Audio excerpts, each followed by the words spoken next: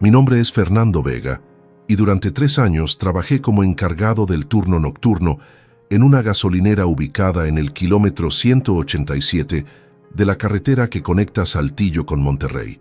Sé que suena como un trabajo común, tal vez incluso aburrido para algunos, pero les aseguro que lo que experimenté en ese lugar me hizo entender que hay cosas en este mundo que funcionan bajo reglas que nunca aparecerán en ningún manual de capacitación laboral.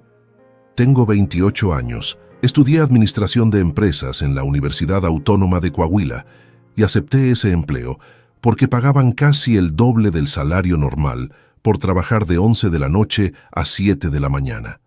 Necesitaba el dinero para pagar mis deudas estudiantiles y pensé que sería temporal. Solo unos meses hasta estabilizarme. Nunca imaginé que ese lugar me enseñaría más sobre supervivencia que cualquier curso universitario. Pero antes de continuar, si esta historia te está intrigando, no olvides suscribirte al canal y activar la campanita para no perderte ningún video. Y por favor, déjame en los comentarios desde qué ciudad me estás viendo y si alguna vez has trabajado en turnos nocturnos en lugares aislados. Me encanta conocer las experiencias de todos ustedes. Ahora sí, sigamos con lo que sucedió durante aquellas noches en la carretera. La gasolinera se llamaba Estación Kilómetro 187, aunque todos la conocíamos simplemente como la 187. Era una instalación relativamente nueva, construida apenas 5 años antes de que yo llegara. Contaba con 6 bombas de combustible divididas en 2 islas, una tienda de conveniencia de tamaño mediano con 3 pasillos de productos, 2 baños para clientes, una pequeña oficina administrativa y un cuarto de almacén en la parte trasera. Las luces fluorescentes del techo de la estación permanecían encendidas toda la noche, creando un círculo de iluminación artificial que contrastaba brutalmente con la oscuridad absoluta que rodeaba el lugar. La carretera era de 4 carriles, 2 en cada dirección, y durante el día el tráfico era constante. Pero después de la medianoche, podían pasar 30 o 40 minutos sin que apareciera un solo vehículo. El silencio en esos momentos era tan profundo que podía escuchar el zumbido eléctrico de las luces y el ocasional crujido de la estructura metálica cuando cambiaba la temperatura. Detrás de la gasolinera había un terreno baldío que se extendía por kilómetros, cubierto de arbustos bajos y tierra árida. Al otro lado de la carretera, más de lo mismo. El pueblo más cercano estaba a 22 kilómetros. Cuando trabajaba allí, era literalmente el único ser humano en un radio de varios kilómetros durante horas completas. Mi primer día de trabajo fue a mediados de octubre. El gerente diurno, un hombre llamado Tomás Elizondo de unos 50 años con bigote canoso y expresión perpetuamente cansada, me explicó las responsabilidades básicas del turno. Atender a los clientes que pararan a cargar combustible, mantener limpia la tienda, reponer algunos productos en los estantes, verificar los niveles de los tanques subterráneos cada 2 horas y llenar reportes de ventas en la computadora de la oficina. Todo parecía bastante directo. Tomás me mostró dónde estaban las llaves de los baños, cómo operar el sistema de pago de las bombas desde la consola principal y dónde encontrar los suministros de limpieza. Mientras caminábamos por la tienda, noté que había una hoja de papel plastificada pegada con cinta adhesiva en la pared interior de la oficina, junto al monitor de las cámaras de seguridad. Estaba escrita a mano con marcador negro, y el título decía simplemente «Reglas del turno nocturno». Me acerqué para leerla con más atención. Había 6 reglas enumeradas. La primera decía, si llega un cliente después de las 3 de la madrugada, conduciendo un vehículo completamente negro sin placas visibles, atiéndelo con normalidad, pero no lo mires directamente a los ojos más de 3 segundos seguidos. La segunda, si escuchas que alguien toca la puerta trasera del almacén, ignóralo completamente. Nadie debe usar esa entrada durante el turno nocturno. La tercera, si ves a un niño solo caminando por la carretera, no salgas a ayudarlo. Llama inmediatamente al número anotado abajo y espera instrucciones. La cuarta, si todas las luces de la gasolinera se apagan simultáneamente, quédate dentro de la oficina con la puerta cerrada hasta que vuelvan. No intentes revisar el generador ni los fusibles. La quinta. Si un cliente te pregunta qué tan lejos está el kilómetro 191, responde que no lo sabes. Nunca des indicaciones hacia ese punto. Y la sexta. Si ves tu propio vehículo estacionado en las bombas mientras estás trabajando, no entres en pánico. Termina tu turno normalmente y en la mañana todo estará en orden. Le pregunté a Tomás qué significaban esas reglas. Él se encogió de hombros y me dijo que eran precauciones establecidas por experiencias previas y que las siguiera al pie de la letra sin cuestionarlas. Su tono era serio, sin rastro del humor que había mostrado hasta ese momento. Me explicó que 3 personas habían trabajado en el turno nocturno antes que yo. El primero renunció después de 2 semanas. El segundo duró 1 mes. El tercero, una mujer llamada Patricia, había aguantado casi 6 meses antes de pedir su traslado al turno diurno, aunque eso significara ganar menos dinero. Ninguno de ellos había querido explicar exactamente por qué. Tomás me miró directamente y me dijo que si quería conservar mi salud mental y continuar trabajando allí, debía memorizar esas reglas y seguirlas sin excepción. Había algo en su mirada que me convenció de que no estaba bromeando ni siendo dramático. Tomé una foto de la lista con mi teléfono celular. Las primeras 2 semanas transcurrieron sin incidentes significativos. El trabajo era monótono pero tranquilo. Atendía entre 5 y 8 clientes por noche, la mayoría camioneros o personas que viajaban largas distancias. Limpiaba, organizaba productos, revisaba los niveles de combustible en los tanques subterráneos usando la consola digital. Y pasaba tiempo en la oficina viendo las cámaras de seguridad o navegando en Internet cuando no había nadie. Las cámaras cubrían las bombas, la entrada de la tienda, el interior de la tienda y el área trasera donde estaba la puerta del almacén. Durante esas primeras semanas, ocasionalmente miraba la lista de reglas y me preguntaba si era algún tipo de broma interna o tradición para asustar a los empleados nuevos. Pero algo en la forma en que estaba escrita, con letra clara y precisa, sin adornos ni intentos de ser aterradora, me hacía dudar. Era demasiado específica, demasiado práctica. No parecía diseñada para asustar, sino para proteger. La primera vez que una de las reglas se volvió relevante fue durante mi 3ª semana. Eran aproximadamente las 3:25 de la madrugada cuando vi las luces de un vehículo acercándose desde la dirección de Monterrey. El tráfico a esa hora era tan escaso que siempre me preparaba mentalmente cuando veía luces aproximarse. El vehículo resultó ser un sedán, y mientras se acercaba noté que era completamente negro. Negro brillante, casi como si hubiera sido pulido recientemente. Se detuvo en la bomba número 4.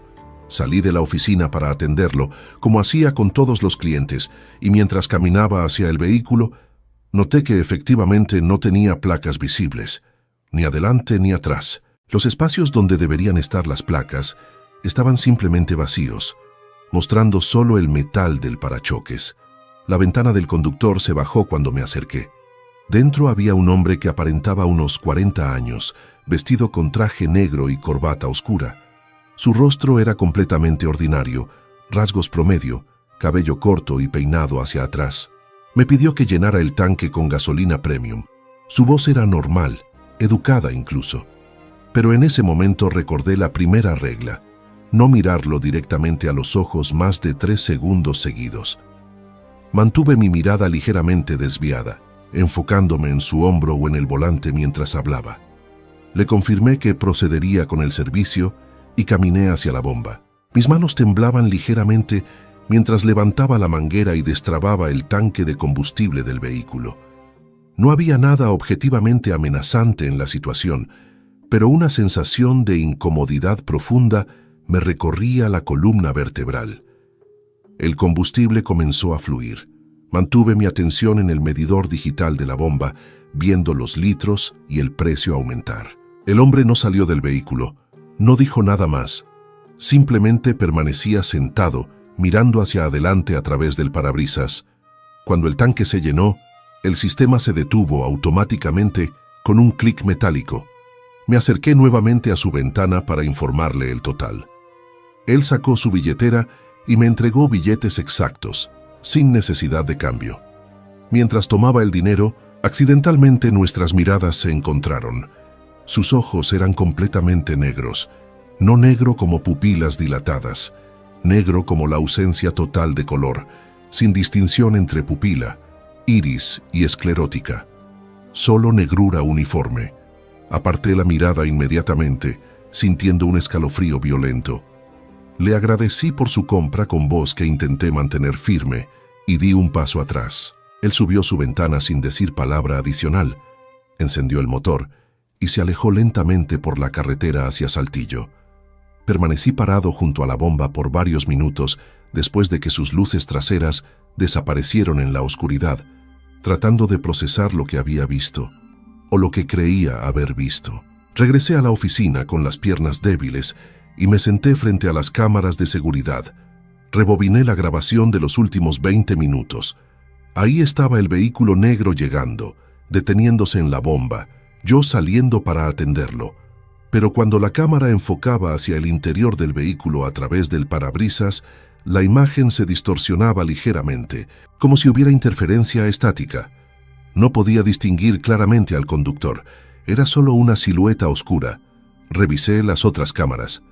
Todas mostraban el mismo efecto de distorsión cuando intentaban captar el interior del vehículo. Sentí mi corazón acelerarse. Tomé mi teléfono y volví a leer la primera regla.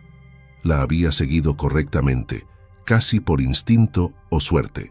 Decidí en ese momento que tomaría todas las reglas completamente en serio, sin importar cuán extrañas sonaran.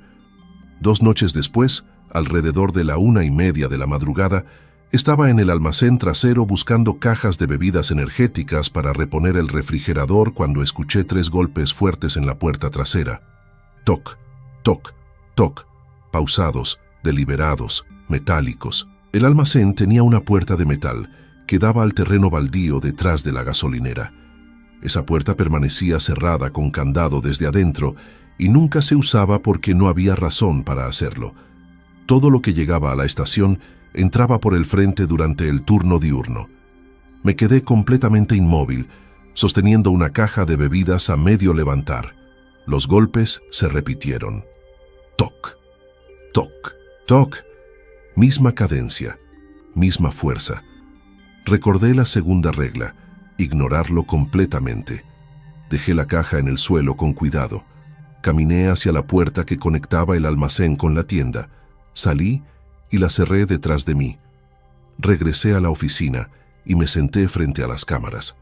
La cámara que monitoreaba el área trasera mostraba la puerta del almacén desde afuera, pero el ángulo no permitía ver quién o qué estaba golpeando. Solo se veía la puerta metálica cerrada y parte del terreno baldío iluminado tenuemente por una luz de seguridad. Los golpes continuaron durante aproximadamente 10 minutos. Toc, toc, toc. Siempre 3 golpes, siempre con la misma separación de tiempo entre cada serie. Nunca más fuertes, nunca más suaves, mecánicos, persistentes. Yo permanecí en la oficina, forzándome a mirar la pantalla de la computadora y actualizar el inventario digital, cualquier cosa para distraer mi mente. Eventualmente, los golpes se detuvieron. Revisé la cámara trasera. No había nadie visible. El área estaba vacía. No salí a verificar. No abrí la puerta del almacén nuevamente hasta que llegó el turno diurno a las 7 de la mañana. Cuando Tomás llegó, le mencioné casualmente que había escuchado algo en la puerta trasera durante la noche. Él simplemente asintió y me dijo que había seguido el protocolo correcto. No elaboró más, no preguntó detalles. Su respuesta me confirmó que esto era normal, o al menos era esperado. La situación con la tercera regla ocurrió aproximadamente 1 mes después de comenzar a trabajar allí. Era una noche particularmente fría de noviembre, alrededor de las 4 de la madrugada. No había atendido ningún cliente en más de 2 horas. Estaba en la oficina cuando movimiento en una de las cámaras captó mi atención. La cámara que monitoreaba las bombas y parte de la carretera mostraba una figura pequeña caminando por el carril derecho de la carretera en dirección a Monterrey. Me incliné hacia adelante para ver mejor. Era un niño, aparentemente de unos 8 o 9 años, caminando solo. Vestía lo que parecía ser pijama azul claro y caminaba descalzo. a las 4 de la madrugada, en una carretera desierta, en noviembre. Mi primer instinto fue salir inmediatamente. Un niño en esas condiciones claramente necesitaba ayuda. Podría estar perdido, en peligro, escapando de alguna situación doméstica terrible. Pero antes de levantarme de la silla, mi mente recordó las reglas. La tercera regla, específicamente: si ves a un niño solo caminando por la carretera, no salgas a ayudarlo. Me forcé a permanecer sentado. Observé la cámara. El niño continuaba caminando con paso constante, sin mirar hacia la gasolinera, sin acelerar ni detenerse. Caminaba como si estuviera en trance, o siguiendo una ruta programada. Tomé mi teléfono y marqué el número que estaba anotado debajo de la tercera regla en la lista. Era un número local. Sonó 4 veces antes de que contestaran. Una voz de mujer, profesional y alerta a pesar de la hora, respondió: Servicio de monitoreo nocturno de la carretera. Ubicación. Le dije que estaba en la gasolinera del kilómetro 187 y describí lo que estaba viendo. Ella me pidió que permaneciera dentro de la instalación y que no intentara ningún contacto. Me dijo que enviarían una unidad y cortó la llamada. No explicó qué tipo de unidad ni por qué era necesario este procedimiento tan específico. Continué observando las cámaras. El niño siguió caminando hasta desaparecer del rango de visión de las cámaras, aproximadamente unos 300 metros hacia el norte. 20 minutos después, vi las luces de un vehículo acercándose desde Saltillo. No era una patrulla policial común. Era una camioneta blanca sin marcas distintivas. Se detuvo aproximadamente en el punto donde había visto por última vez al niño. 2 personas bajaron, vestidas con ropa oscura, y caminaron hacia el lado de la carretera. Desde la distancia y con la limitación de las cámaras, no pude ver exactamente qué hicieron, pero después de unos minutos regresaron a la camioneta. Uno de ellos parecía estar cargando algo envuelto en lo que podría haber sido una manta. Subieron a la camioneta y se alejaron en dirección a Monterrey. Todo el incidente duró menos de media hora. Nunca recibí explicación adicional. Nunca supe si realmente era un niño o qué había sido de él. Pero seguí la regla, y aparentemente eso era lo importante. La cuarta regla se activó durante mi 4º mes de trabajo.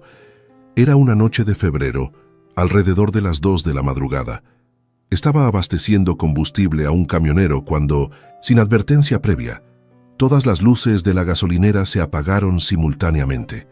Las luces del techo que iluminaban las bombas, las luces interiores de la tienda, los letreros luminosos, las pantallas digitales de las bombas, todo. Absoluta oscuridad excepto por las luces del camión. El camionero maldijo sorprendido. Yo sentí el estómago caerse. Le dije rápidamente que era un problema eléctrico y que esperara un momento. Sin correr pero caminando rápido, me dirigí hacia la oficina usando la linterna de mi teléfono celular. Entré, cerré la puerta y me senté en la silla. La oficina tenía una ventana pequeña que daba a la tienda, y desde ahí podía ver vagamente el exterior iluminado solo por las luces del camión que esperaba. Recordé la cuarta regla: quedarse dentro de la oficina con la puerta cerrada hasta que las luces volvieran. No intentar revisar nada. Podía escuchar al camionero afuera, probablemente confundido, tal vez molesto. Una parte de mí quería salir, disculparme, explicar, hacer algo para solucionar el problema, pero me obligué a permanecer donde estaba. Los minutos pasaron con lentitud agónica. Mi respiración sonaba demasiado fuerte en el silencio. Podía escuchar mi propio pulso en mis oídos. Después de lo que estimé, fueron unos 15 minutos, aunque pudieron haber sido 10 o 20, las luces regresaron. Todas simultáneamente, como si alguien hubiera activado un interruptor maestro. Los fluorescentes parpadearon brevemente antes de estabilizarse. Las pantallas digitales reiniciaron mostrando sus menús. Los refrigeradores dentro de la tienda reanudaron su zumbido característico. Esperé 30 segundos adicionales antes de salir de la oficina. El camionero estaba parado junto a su vehículo, mirando alrededor con expresión confundida. Me acerqué y me disculpé profusamente, explicando que ocasionalmente Teníamos fluctuaciones en el suministro eléctrico debido a la ubicación remota. Él gruñó algo sobre que deberíamos tener mejor infraestructura y preguntó si su combustible había sido registrado correctamente. Revisé la consola de la bomba y confirmé que el sistema había guardado la transacción antes del apagón. Completó su pago y se fue, claramente molesto, pero no lo suficiente como para crear problemas mayores. Después de que se fue, revisé cada área de la gasolinera con mi linterna, verificando que todo funcionara correctamente. No encontré nada fuera de lugar. No había señales de daño. No había explicación obvia para el apagón total simultáneo. Y según la regla, no debía buscar una. La quinta regla entró en juego varias veces durante mi tiempo allí. Aproximadamente una vez cada 2 o 3 semanas, algún cliente preguntaría algo relacionado con el kilómetro 191. Las preguntas variaban. ¿Qué tan lejos está el kilómetro 191? ¿Hay alguna salida en el kilómetro 191? ¿Conoces el restaurante que está cerca del kilómetro 191? Cada vez yo respondía que no lo sabía, que no estaba familiarizado con esa área específica, que lo sentía pero no podía ayudarlos. Algunos clientes se mostraban ligeramente sorprendidos por mi ignorancia, considerando que trabajaba justo en el kilómetro 187 y el 191 estaba apenas 4 kilómetros adelante.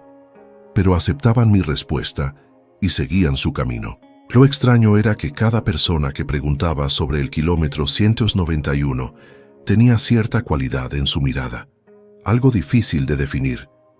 Una fijación, tal vez. Una intensidad que no estaba presente en las preguntas normales sobre direcciones o servicios. Una noche, después de que un cliente preguntara específicamente por el kilómetro 191, mi curiosidad finalmente me venció. Era mi 5º mes trabajando allí y había seguido todas las reglas meticulosamente, pero necesitaba entender. Cuando terminó mi turno a las 7 de la mañana, en lugar de conducir directamente a mi apartamento en Saltillo, decidí manejar hacia el norte por la carretera hacia Monterrey. Pasé el kilómetro 188, luego el 189, luego el 190. Presté atención cuidadosa a los marcadores kilométricos al lado de la carretera. Después del kilómetro 190, esperaba ver el marcador del 191, pero lo que vi fue el marcador del kilómetro 192. Reduje la velocidad, confundido. Tal vez me había equivocado. Di la vuelta en una zona segura y conduje de regreso, más despacio esta vez observando cuidadosamente. Kilómetro 192, kilómetro 190. No había kilómetro 191. Simplemente no existía. Los marcadores saltaban directamente de 190 a 192. Estacioné en el acotamiento y caminé a lo largo de la carretera, buscando algún marcador caído o removido. Nada. El tramo de carretera entre el kilómetro 190 y el 192 medía aproximadamente 2 kilómetros estándar, pero no había marcador intermedio. Revisé en mi teléfono usando mapas digitales. Los mapas mostraban normalmente la carretera, sin anomalías obvias, pero los marcadores kilométricos no estaban detallados en esa escala. Busqué en internet información sobre el kilómetro 191 de esa carretera. Encontré un par de referencias en foros antiguos, comentarios vagos de personas preguntando por esa ubicación o mencionando experiencias extrañas cerca de ahí, pero nada concreto. La mayoría de las conversaciones terminaban abruptamente o eran eliminadas. Regresé a mi vehículo y conduje a casa, sintiendo una mezcla de frustración y vindicación. Las reglas existían por razones reales. El kilómetro 191 no existía, al menos no de manera convencional, y yo no debía dirigir a nadie hacia allí. La sexta regla, la más perturbadora para mí personalmente, se manifestó durante mi 6º mes. Era una noche tranquila de marzo, cerca de las 5 de la madrugada. Había atendido solo 2 clientes en toda la noche. Estaba en la oficina completando reportes digitales cuando miré casualmente hacia el monitor de las cámaras. La cámara que enfocaba las bombas mostraba mi vehículo estacionado en la bomba número 2. Mi Chevrolet Sonic gris, con la calcomanía de la universidad en el parabrisas trasero y el pequeño raspón en la puerta del conductor, que había ocurrido meses atrás en un estacionamiento. Era inconfundiblemente mi vehículo. Pero yo estaba dentro de la oficina, y mi vehículo estaba estacionado en su lugar habitual, en el área designada para empleados detrás de la tienda. Podía verlo por la ventana lateral de la oficina si me giraba en la silla. Me levanté y caminé hacia la ventana que daba a la tienda y permitía ver parcialmente las bombas. Desde ese ángulo podía ver la bomba número 2. Efectivamente, ahí estaba un Chevrolet Sonic gris. Caminé hasta la puerta de la oficina que daba a la tienda, la abrí ligeramente y observé con más atención. El vehículo en la bomba número 2 era idéntico al mío en todos los detalles visibles. Misma placa, misma calcomanía, mismo raspón. Cerré la puerta y regresé a la ventana lateral. Mi vehículo real todavía estaba en el estacionamiento de empleados. 2 vehículos idénticos. Sentí el sudor frío en mi espalda. La 6ª regla decía: no entres en pánico, termina tu turno normalmente, y en la mañana todo estará en orden. Respiré profundamente varias veces. Me senté nuevamente frente a las cámaras. El vehículo duplicado permanecía en la bomba número 2, inmóvil, vacío aparentemente. Forcé mi atención hacia otros monitores. Revisé el inventario digital. Limpié el teclado de la computadora. Organicé papeles en el escritorio. Cualquier actividad para mantener mi mente ocupada. No salí de la oficina. No intenté acercarme al vehículo duplicado. No tomé fotografías. Simplemente continué con tareas rutinarias, mirando ocasionalmente el reloj, esperando que pasaran las horas hasta el cambio de turno.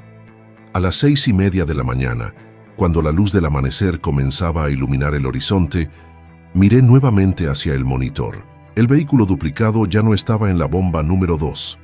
Caminé hacia la ventana lateral. Mi vehículo real permanecía en el estacionamiento de empleados. Solo había uno. Revisé las grabaciones de las cámaras de esa noche. El vehículo duplicado aparecía en la grabación, estacionado en la bomba número 2 desde las 5:07 de la mañana hasta las 6:28. Luego, en un solo cuadro de video desaparecía. No se alejaba conduciendo. Simplemente dejaba de existir entre un fotograma y el siguiente. Después de ese incidente, comencé a investigar más activamente sobre la historia de la gasolinera y esa sección de la carretera. Hablé con Tomás durante uno de nuestros cambios de turno, presionándolo educadamente por más información. Él finalmente admitió que la gasolinera se había construido sobre lo que anteriormente fue un tramo de carretera antigua que había sido clausurado después de múltiples incidentes fatales en un periodo corto durante los años 80. La carretera original había sido redirigida ligeramente, y cuando construyeron la gasolinera, algunos trabajadores reportaron experiencias extrañas durante la construcción nocturna. Equipos que se movían solos, sonidos inexplicables, figuras en las cámaras de seguridad temporales que vigilaban el sitio de construcción. La compañía que operaba la gasolinera había contratado consultores después de que los 3 primeros empleados nocturnos renunciaran o pidieran traslado. Esos consultores, cuya especialidad exacta Tomás no especificó, pero dio a entender que no era convencional, fueron quienes establecieron las 6 reglas. Le pregunté directamente qué sucedía si alguien violaba las reglas. Tomás me miró con seriedad y me dijo que no estaba seguro de todos los detalles, porque las personas que habían violado las reglas no solían hablar mucho después, pero que la primera empleada nocturna, cuyo nombre era Silvia Ramírez, había intentado ayudar al niño que caminaba por la carretera. Había salido de la gasolinera, corrido hacia él, intentado alcanzarlo. Según los reportes y las grabaciones de las cámaras, ella persiguió al niño durante casi 1 kilómetro por la carretera antes de regresar. Cuando volvió, estaba en estado de shock severo. No podía articular oraciones coherentes. Fue hospitalizada por colapso nervioso y pasó 3 semanas en tratamiento psiquiátrico. Cuando finalmente pudo comunicarse con normalidad, renunció inmediatamente y se mudó a otra ciudad. Nunca explicó públicamente qué había visto o experimentado durante esa persecución. El segundo empleado nocturno, un hombre joven llamado Omar Castillo, había intentado revisar el generador durante un apagón total. Lo encontraron a la mañana siguiente, acurrucado detrás del edificio, repitiendo la misma frase una y otra vez. No debí abrir los ojos. También renunció y también rehusó elaborar sobre lo que había visto. Esta información me inquietó profundamente, pero también validó mi decisión de seguir las reglas estrictamente. Continué trabajando el turno nocturno durante 2 meses adicionales después de esa conversación con Tomás. Durante ese tiempo, cada una de las 6 reglas se activó al menos una vez más. El vehículo negro sin placas apareció 3 veces adicionales. Los golpes en la puerta trasera ocurrieron en 4 ocasiones separadas. Vi 2 niños diferentes caminando solos por la carretera en diferentes noches, y ambas veces llamé al número de emergencia sin salir de la gasolinera. Experimenté 2 apagones totales más, permaneciendo en la oficina cerrada durante ambos. Varios clientes más preguntaron por el kilómetro 191 y mantuve mi respuesta de ignorancia, y mi vehículo apareció duplicado una segunda vez, en la bomba número 5 en esa ocasión, antes de desaparecer nuevamente antes del amanecer. Pero fue el incidente de mi último turno lo que finalmente me hizo comprender que debía dejar ese trabajo. Era mediados de mayo, aproximadamente mi 8º mes trabajando en la gasolinera. La noche comenzó de manera rutinaria. Atendí a 3 clientes entre las 11 de la noche y la 1 de la madrugada. Limpié los baños. Repuse algunos productos. Verifiqué los niveles de combustible en los tanques subterráneos. Todo perfectamente normal. Alrededor de las 2:30 de la madrugada, estaba en la oficina cuando noté algo inusual en uno de los monitores de las cámaras. La cámara que enfocaba el interior de la tienda mostraba a una persona parada en el pasillo 3, donde estaban los productos de snacks y dulces, pero no había escuchado la campanilla de la puerta de entrada. No había visto luces de ningún vehículo llegar. Me levanté inmediatamente y caminé hacia la tienda desde la oficina. La tienda estaba vacía, completamente vacía. Revisé cada pasillo, revisé los baños. Nadie. Regresé a la oficina y miré nuevamente el monitor. La figura seguía ahí, parada en el pasillo 3. Era la silueta de una persona de estatura promedio, pero la imagen tenía una cualidad extraña. No era borrosa exactamente, pero carecía de definición, como si estuviera ligeramente desenfocada, mientras todo lo demás permanecía nítido. Sentí el familiar escalofrío de adrenalina. Esta situación no estaba específicamente cubierta por ninguna de las 6 reglas. Tomé mi teléfono y marqué el número de emergencia que había usado para reportar a los niños en la carretera. La misma voz de mujer contestó. Le expliqué lo que estaba viendo. Ella me hizo varias preguntas específicas. ¿La figura se estaba moviendo? No, permanecía estática. ¿Había algún sonido inusual? No, todo estaba en silencio. ¿Las luces estaban funcionando normalmente? Sí, sin problemas. Ella me instruyó permanecer en la oficina con la puerta cerrada y que alguien llegaría en aproximadamente 30 minutos. Observé el monitor durante ese tiempo. La figura permaneció completamente inmóvil en el pasillo 3 durante 25 minutos. No se movió ni un centímetro. Luego, gradualmente, comenzó a desvanecerse. No de manera súbita, sino como si perdiera opacidad lentamente, hasta volverse completamente transparente y finalmente invisible. El proceso tomó quizás 2 minutos.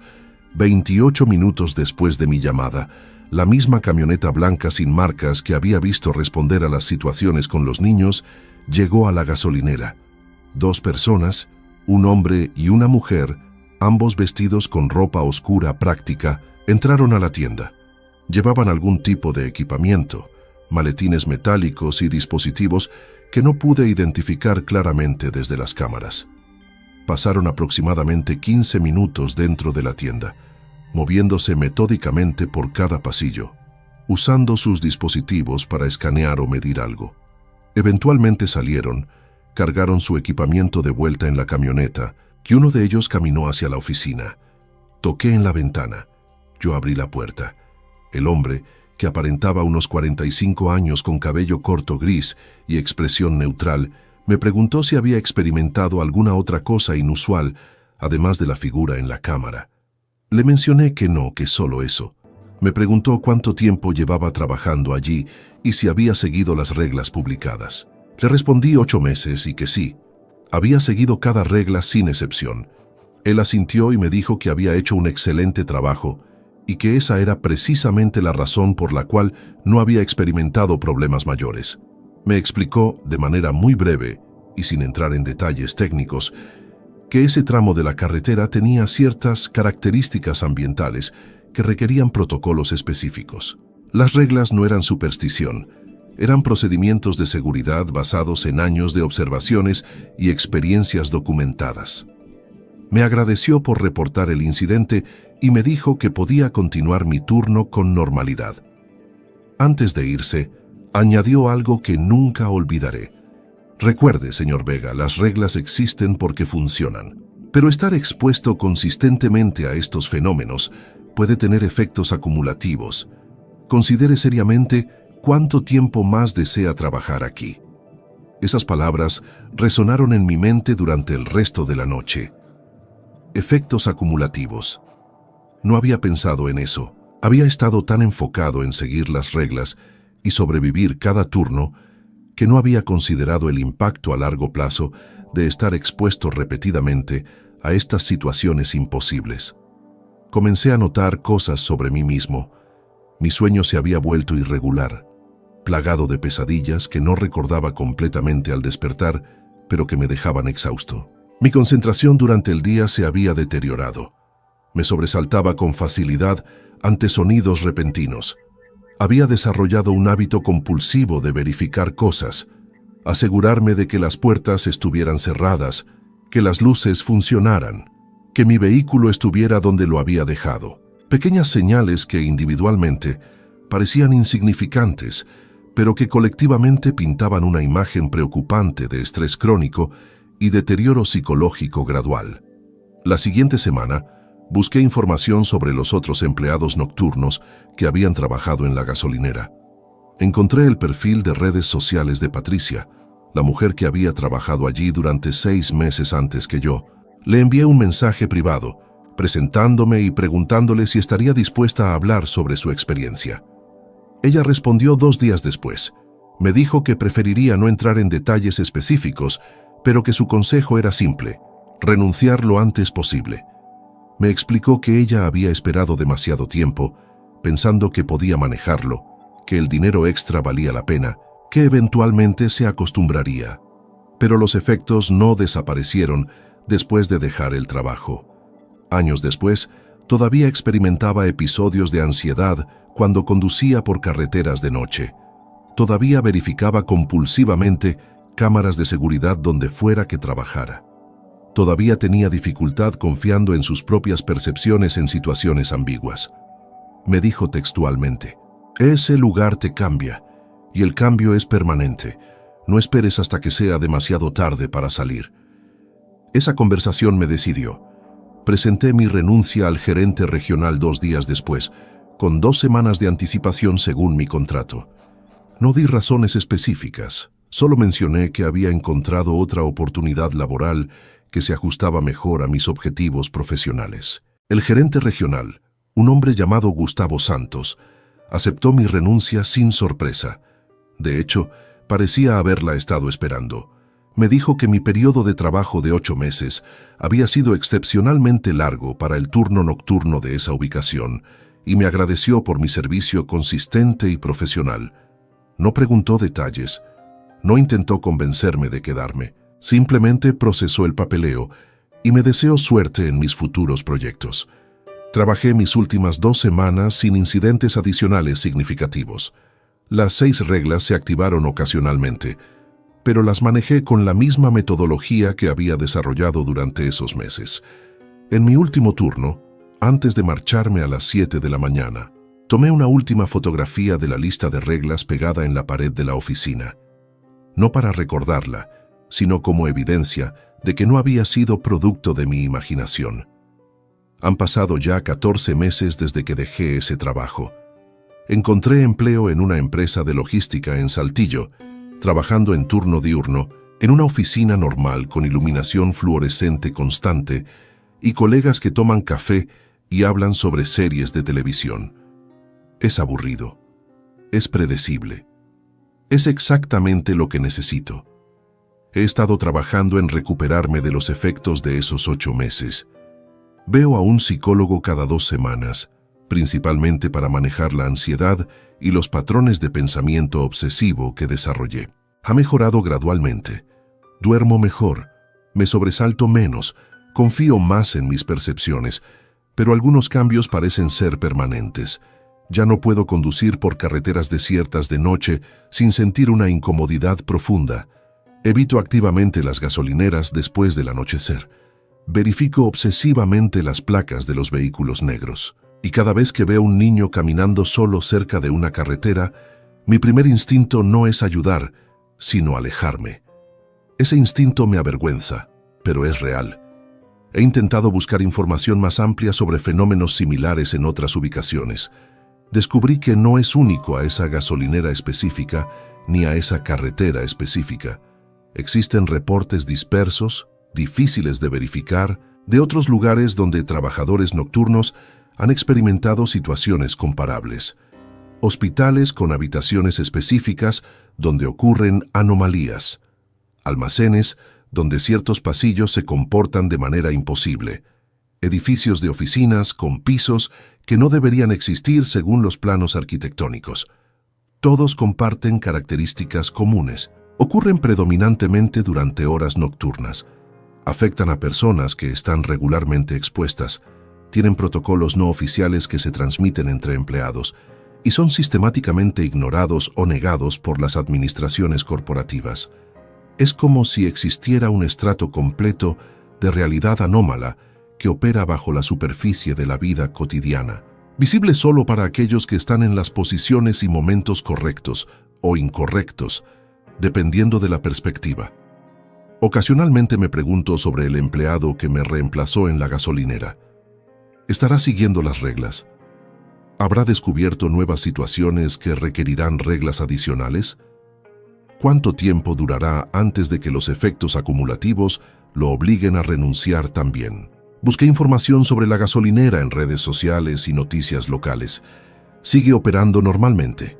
Las reseñas en línea son mayormente positivas, mencionan buen servicio y precios competitivos.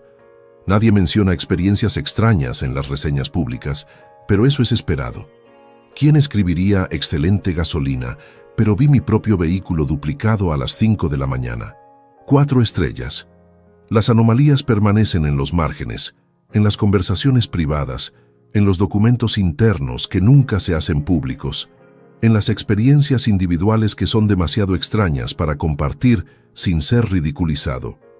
Tomás, el gerente diurno, se jubiló aproximadamente 6 meses después de mi renuncia. Lo sé porque me encontré con él casualmente en un supermercado en Saltillo. Conversamos brevemente. Le pregunté cómo estaba la gasolinera. Él sonrió cansadamente y me dijo que seguía funcionando como siempre, que había tenido varios empleados nocturnos desde mi partida, ninguno durando más de 3 meses. Me preguntó cómo estaba yo. Le dije honestamente que mejor, que había sido la decisión correcta renunciar cuando lo hice. Él asintió con comprensión profunda y me dijo algo que me quedó grabado. Algunos lugares no están hechos para que los humanos permanezcan mucho tiempo. Están en los bordes, donde nuestra realidad se encuentra con algo diferente. Puedes visitarlos, puedes trabajar allí temporalmente, pero si te quedas demasiado tiempo, el borde comienza a desdibujarse y entonces nunca puedes regresar completamente. Le agradecí por haberme advertido desde el principio con esas reglas, por darme las herramientas para sobrevivir. Él se encogió de hombros y dijo que solo había hecho su trabajo, pero que ojalá hubiera podido hacer más.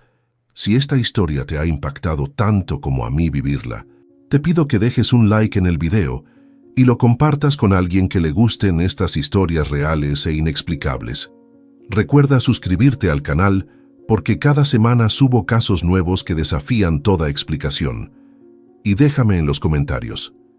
¿Crees que hay fenómenos que la ciencia aún no puede explicar? ¿Has experimentado algo similar en tu trabajo? ¿Has trabajado en turnos nocturnos en lugares aislados? Leo todos sus comentarios y me encanta conocer sus experiencias. Nos vemos en el próximo video. Lo que aprendí de esos 8 meses es que el mundo es mucho más extraño de lo que la mayoría de las personas creen o están dispuestas a aceptar. Existen lugares donde las reglas normales de la realidad se doblan o se rompen de maneras específicas y predecibles. No son sobrenaturales en el sentido tradicional de fantasmas o demonios. Son más bien zonas donde las constantes fundamentales de nuestro universo funcionan ligeramente diferente. Y lo más perturbador no es que existan estos lugares, sino que son conocidos, documentados y manejados con protocolos establecidos por entidades que prefieren mantener la información compartimentalizada. No hay conspiración masiva, solo hay conocimiento práctico mantenido en circulación limitada entre aquellos que necesitan saberlo para hacer su trabajo.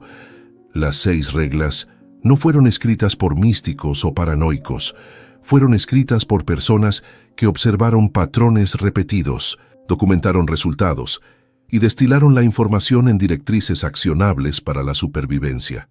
A veces, en noches particularmente tranquilas cuando no puedo dormir, me encuentro pensando en esa gasolinera.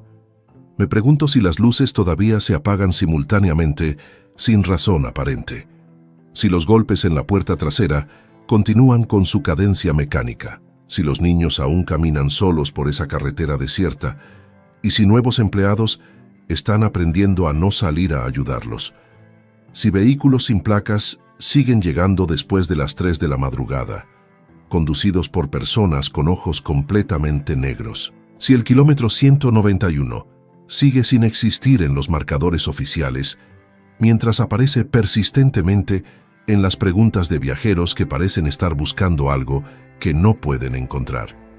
Y me pregunto cuántos otros lugares como ese existen, escondidos a simple vista, operando bajo protocolos silenciosos que la mayoría de las personas nunca conocerá, porque nunca trabajarán el turno nocturno en el lugar equivocado o correcto, dependiendo de cómo se mire.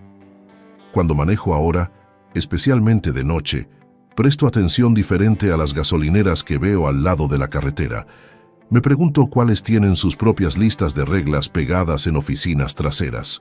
¿Cuáles tienen empleados nocturnos que están siguiendo protocolos extraños para protegerse de fenómenos que no comprenden completamente, pero que han aprendido a respetar?